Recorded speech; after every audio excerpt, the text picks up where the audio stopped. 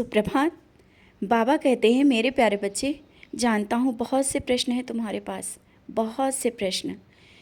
जब तुम मेरे पास बैठते हो और अकेले होते हो, तुम मुझसे बातें करते हो ना, और बहुत सी बातें मुझसे कहते हो। फिर तुम्हारा मन करता है कि मैं जवाब क्यों नहीं देता। बच्चे, उसी पल जो तुम्हारे मन में विचार आए ना, वही मेरा जवाब है। मैं तुम्हें जवाब देता हूँ। तुम्हारे मन में जो विचार आते हैं उसी वक्त वो मेरा जवाब होता है। लेकिन उसने मन में ये मत लाया करो कि ये तो तुम सोच रहे हो, ये तुम नहीं सोच रहे हो। मैं तुम्हें बता रहा हूँ और तुमसे बातें भी करता हूँ। हो सकता है तुम्हारे मन में जो विचार आ रहे हैं उस पर प्रश्न हो, तो किसी के माध्यम से मैं तुमसे बात कर रहा हूँ। मैं हो सकता हूँ जो तुमने मुझसे प्रश्न किया है ना, उसका जवाब किसी माध्यम से दे दूँ। और इस प्रश्न का जवाब तुम बहुत दिनों से मुझसे मांग भी रहे हो। जल्दी ही जवाब हो सकता है आज तुम्हें जवाब वो मिल जाए। और जब जवाब मिलेगा उसके बाद प्रश्न मत उठाना कि ये सही है या गलत, क्योंकि मेरे जवाब में जब प्रश्न उठाते हो ना, तो उस पल भी तुम्हें कुछ पाने के लिए जो तुम्हें मिल रहा होता है ना, देरी होने लगती है। जानता हूँ देर हो गई है। जो तुम्हें मिलना चाहिए था वो भी समय पर नहीं मिल पाया, लेकिन कोई देर नहीं हुई है। जो तुमने सोचा था उससे भी बेहतर मिलेगा। और मानते हैं समय निकल गया, लेकिन इतना भी समय नहीं निकल गया। कर गुजरने की और कुछ पाने का कोई समय नहीं होता है। समय कब किसका बदल जाए, भाग्य कब किसका पलट जाए, पता ही नहीं चलता है ना।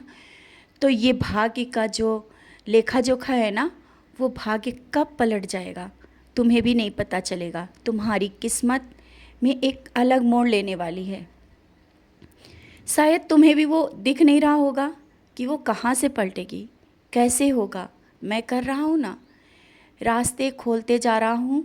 बस तुम आगे बढ़ते जाना, प्रश्न मत करना कि ऐसा क्यों हो रहा है, होगा या नहीं होगा। होगा, ज़रूर होगा। और हाँ, तुम रोज़ पूछते हो ना कि बाबा क्या बनाऊँ, क्या प्रसाद लगाऊँ, आपको क्या भोग लगाऊँ। बच्चे, आज मुझे शक्कर का भोग ही लगा देना। आवश्यक नहीं कि ज़्यादा तुम मुझे विधि विधान से भोग बनाओ और लगाओ। मैं देखता हूँ तुम बहुत व्यस्तता में भी मेरे लिए सोचते हो, तो मैं भी तो तुम्हारे लिए सोचता हूँ। तुम थक जाते हो, बहुत थक जाते हो, फिर भी तुम मेरे लिए अलग कुछ बनाने की, कुछ अलग करने की सोचते रहते हो। मेरी सेवा के बारे में सोचते हो। आज तुम मुझे सिर्फ शक्कर का भोग लगा देना, मैं आऊँगा और वो भोग खाऊँगा। और ऐसा कोई भी दिन नहीं है जिस दिन मैंने तुम्हारा भोग ना स्वीकार किया होगा। मैं तुम्हारा भोग स्वीकार करता हूँ, और तुम्हारे हाथों का स्वादिष्ट भोजन भी बहुत स्वीकार करता हूँ। तुम मुझे बहुत ही प्यार से जब भोग लगाते हो ना, मुझे बहुत अच्छा लगता है। और जो तुमने दाल चावल का भोग लगाया था ना, मुझे बहुत अच्छा लगा। तुमने अपने हाथों से खिलाया, मुझे बहुत मन को शांति मिली।